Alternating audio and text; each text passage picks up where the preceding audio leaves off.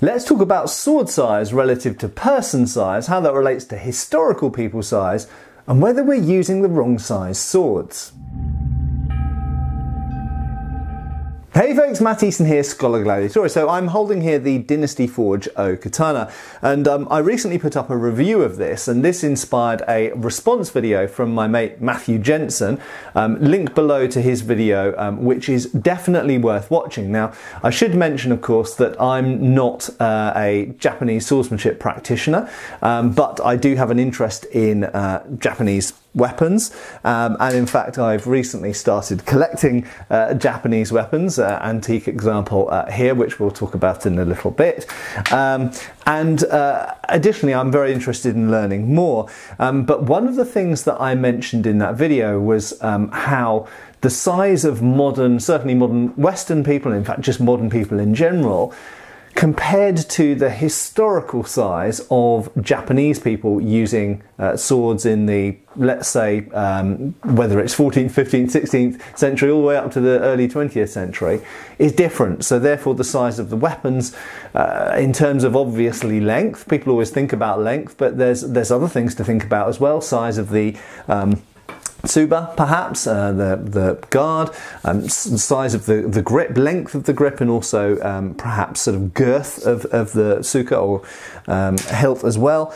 So there's many different things where size is variable relative to the size of the person, but I'll talk about that a bit more in a second. I don't want you to think that I'm just going to talk about Japanese swords, although that is primarily what I'm using to illustrate this point, but this does also apply to European swords as well, or swords from anywhere. It could be Africa, it could be India. The fact is that modern people do enjoy a different size range to historical people. Now, let's talk about the people for a second before we get back to the swords. So the fact is that historically, in some places, populations had a lower average height. As I mentioned, I'm about 1.84 m, something like that, so just under 6'1". So I would be, even in the Victorian period, so we're only going back 150 years, even in the Victorian period, I would be considered pretty tall. So John Musgrave Waite, who wrote one of the manuals of sabre that I focus on, he's recorded in the military records, which I found, as being 6 foot tall. But other people describe him as being a big tall man, and so he was described, he was considered as big in his time, and he was only 6 foot tall. By modern standards, that's not especially tall. I mean, I think the average height of men in the UK today is, I think, 5'11", so it's only an inch less, or maybe it's 5'10". But anyway, 5'10", 5'11", but it's only a bit shorter than John Musgrave Waite was in the 19th century, but he was considered very tall, but he's actually slightly shorter than me. Now, I'm not especially tall, but I would today, but I would have been in those periods. Now, in different places, this variation is more or less, and at different times. So just even in Europe, for example, if we go back to the Anglo-Saxon period, and we know this from Anglo-Saxon burials in England that have been archaeologically excavated, that the average height of Anglo-Saxon men was about 5'8". So it was a bit shorter, but then not very much shorter. And actually, we know that average height actually got less, it got lower, as urbanisation and population size increased, disease probably increased, sanitation got worse, diet possibly got worse, consumption of certain types of meat got less, so that pretty much there was a low point certainly in London, in the city of London, there was a low point in around the 17th, 18th century, which is possibly the worst living standards in London of any period, and that coincides with the lowest height. Now, in different populations, clearly different populations have different physical attributes in some cases. Today, for example, the Dutch in Europe, the Dutch I think are still the tallest nation in Europe. The Dutch are taller than the Spanish, for example. So the average height of Dutch people is taller than the average height of Spanish people. And that's just two countries which aren't really they're only separated by France. Okay. Now, if we look at different populations in the world, clearly there are different physical characteristics. Even within countries as well. So we sometimes find that in the north or the west or the south of the country, there'll be different physical attributes. Now, some person actually noted to me in something I was reading that actually the average height of Japanese people in around the year 1900 was around 5'2", which is pretty short. And we also know from period accounts from the 19th and early 20th century that the Japanese were on average shorter than Europeans, and they were shorter than Indians as well, for example. So if the Japanese were shorter, does that affect their sword size? But the short answer is yes. Okay, so quite clearly, if I take, incidentally, all of the modern swords I'm showing in this video, there are links to them below this video. So this is a sword from Swords of Northshire, which I have reviewed and I'll be doing some cutting with soon. But this is a good example of a typically sized modern replica katana. And the blade is about 28 inches. Okay, I can't remember what that is in centimeters, I'm afraid.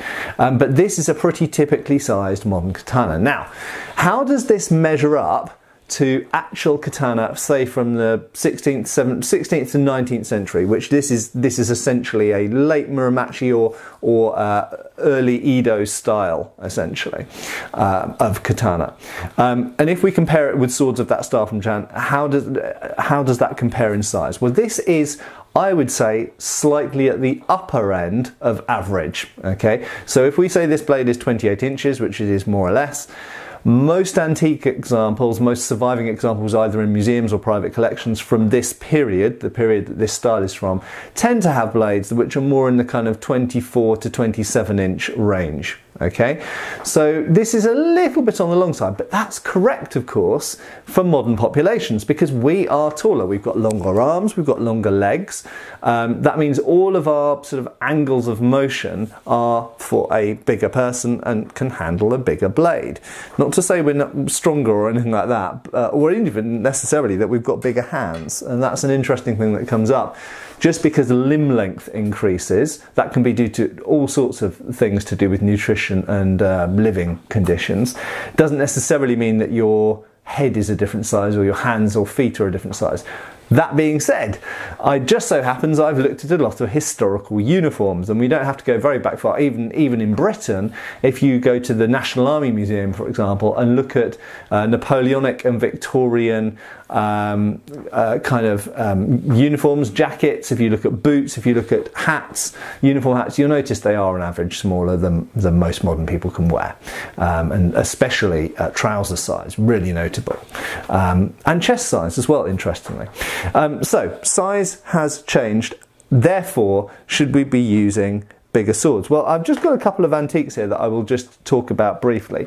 So first up is the one I showed previously, which is a wakizashi, and the blade is tsurage. It's cut down probably from a tachi, actually. So the blade on this, whilst the fittings are Edo, and more recent in the case of the Ito, the blade itself is supposedly, according to the expert, is supposedly 14th, 15th century. Okay, so it's probably a tachi blade that's been cut down and has ended up on a wakizashi at some point. Okay, it's a fairly slender blade, you'll notice, but it would be the end part of the blade, and the sori or curve would be in a different part. It would be going down here, so what's now the tang would have been part of the blade. Okay, so that's a fairly typical size at wakizashi. But now if we go to a sword which was made instead in around 1940 or perhaps the 1930s by a second seat smith, but made in an earlier style. Now you'll notice that this has it has pre-war actually fittings on it, but it's got pre-Second World War fittings, probably maybe 1020s fittings on the tsuka, but the blade itself probably is actually slightly later than the hilt fittings, unusually, but it's made in the style with this particular long kisaki and the particular style of sori or curve. You'll notice that the hilt, essentially the tsuka, is curved. It is made in the style of an old tachi, which is why I bought it. I'm not usually into buying 20th century swords, but this is made by a reputable smith in the traditional manner. using tamahagane with everything traditionally made. He was a second seat smith, so fairly good, and it was made in the style of an earlier sword, so it's kind of like the affordable way of getting close to some of those older styles of Japanese sword that are usually very expensive. Now what's interesting is the blade size on this is quite representative actually of what some tachi are from earlier periods, and this is actually around 28-29 inches, which is that's including the habaki, incidentally. That's not the nagasa, it's actually including the habaki. So in terms of reach, it's about 28 to 29 inches. And actually, if we look at some old tachi from the earlier periods, say the 12th, 13th, 14th centuries, then we actually find some, quite often in fact, they have blades of kind of 29, 30, even over 30 inches, and some were definitely bigger than that, were in the sort of 32, 33 inch blade length range. So there was a variation in blade sizes, but bearing in mind that the people using those swords were on average smaller than, certainly smaller than me and smaller than most modern people, those swords, not only were they bigger earlier on, but they were proportionally even bigger for them because they were smaller than us. So I suppose we come back to the question, are we using the right size katana? Now coming back to Matthew Jensen's video, so Matthew Jensen makes a very, very interesting point, and his view is that for EI and certain practice of Japanese swordsmanship, using a bigger sword like an O-katana can actually make you do things, especially to do with moving the hip and engaging the hip, in a way that you don't necessarily need to if you're, I think we're pretty much the same height, about 6'1", where you don't necessarily need to when you've got a short blade like this, because you can draw the blade and do things with it very, very easily because it's very small. But of course, as you all know, in a fight, having a sword you can access and draw quickly is an advantage, but equally having a weapon that you can hit someone from further away from and not be at a reach disadvantage if they've got a bigger sword than you, obviously it's an advantage to have a longer blade as well in most situations once you've got the blade out. So there is potentially an argument to be made for the fact that should more people practicing Japanese swordsmanship, where they're focusing on the katana or perhaps even the tachi, actually be using bigger size blades if they are proportionately of that size. So should someone of my height, of around 1m84, 5, perhaps this sword would be too short for me for most kenjutsu or EI styles, and perhaps I should be using an O-katana with a 32-inch blade on it. And there's also the question of weight and how they move and how that affects it. Now, let's just go to European swords for a second. So just to remind you, the Dynasty Forge and the Swords of North swords are linked below. And also, for your pleasure, I've also linked the Albion Ringek, which is one of my long swords that I often use on this channel. So this also applies to European swords if we're looking at Langmesser, if we're looking at military sabre even. And that's one that often gets overlooked because it's a more recent weapon. But the fact is that 19th century people were pretty much as short as medieval people were. Due to living conditions, the average 19th century cavalryman, not someone in the horse guards maybe, but the average 19th century cavalryman with a sabre, or an infantry officer for example, might be substantially smaller and shorter than me, but they're using a 32.5-inch blade if they're an infantry officer. So should I, and I think I should I be using a longer blade? Well, my answer is yes. So here is a 19th century officer's sword with a 36-inch blade.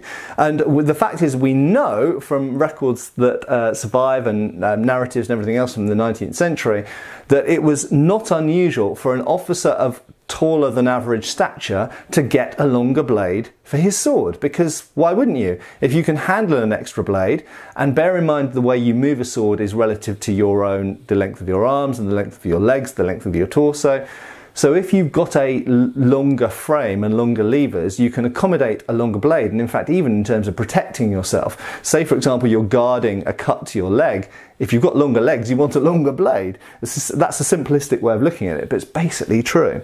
So the simple fact is that even in the 19th century, we know that people picked longer blades if they were longer themselves. And I think that that should be applied rather than just directly copying replicas. So if we're making a replica of whatever sword it is, a Brescia Spadone or something in a museum, we should also perhaps take some view on, well, what stature of person was that sword likely used by? Now, admittedly, a person of any height can decide to use a bigger longsword or a smaller longsword, or a bigger saber or a smaller saber, or a big katana, an O-katana, or a wakizashi maybe.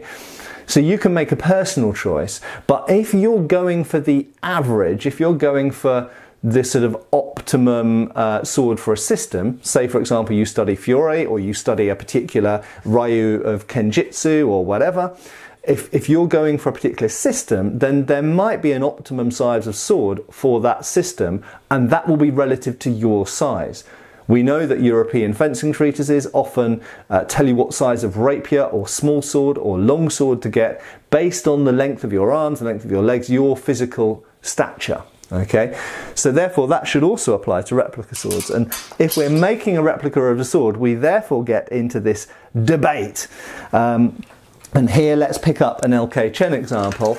Should I use a Tang Dynasty Dao that is an exact replica of one from a tomb, but that tomb contains a body for a person who was maybe a whole foot shorter than me? Should I be using a sword that's the same size as their sword, or should in fact that sword be scaled up to my stature, so it can still be a replica of that sword, but scaled up to the fact that I might be 10% taller than the person in the grave was? I think it's an interesting question, and I'd be very interested to hear your thoughts and your inputs on this as well. Should we be sizing our swords? Should we not be just taking straight replicas from the replica of the historical artifact, but actually scaling it as best we can judge to what we think is right for our stature? I think it's an interesting question, but I also see the validity of just taking something that is a pure replica of an object in a museum. And of course, we will never know what the size of the person was unless it's in a tomb or a grave. We'll never know what the size of that person was who used that particular sword, and they may have preferred a smaller one or a longer one or whatever. So a very, very complicated topic. Anyway, links below to the swords featured in this video, and to Matthew Jensen's excellent response video. Thanks to Matthew Jensen for doing that. Always interested to learn more from Matthew Jensen. And if you didn't know, when it comes to Japanese swords, I look at his channel for reviews more than any other channel out there. Absolutely great, tons and tons of reviews of loads of swords, not just Japanese style swords as well. He's done Albions and all sorts. So go and check out his channel, and I'll see you back on here really soon for another video. Take care, folks. Thanks for watching. We've got extra videos on Patreon. Please give our Facebook a like and subscribe if you haven't already. Cheers, folks.